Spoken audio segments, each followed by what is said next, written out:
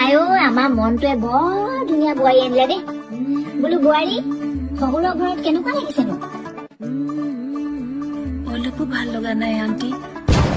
মানে বিৰাট চালু মানুহেৰে ভৰি আছে ঘৰখন। আজিৰ পৰা এইখনেই তোমাৰ নিজৰ ঘৰ।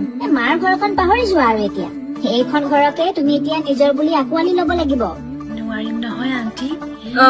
মানে মই মোৰ মাৰ ঘৰত একো কামেই কৰা নাছিলো। ভৰিৰ ওপৰত ভৰি তুলি খাইছিলো। কিন্তু ইয়ালৈ বিয়া হৈ অহাৰ পাছদিনাই মোক পাকঘৰত সোমোৱাই দিছে। চব কাম কৰিবলৈ কৈ আছে।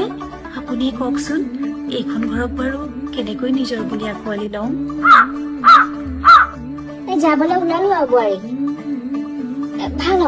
ভাল হওক দেই বোৱাৰী, ভাল হওক। সুখে সন্তোষে থাকা দুয়ো, সুখেৰে থাকা।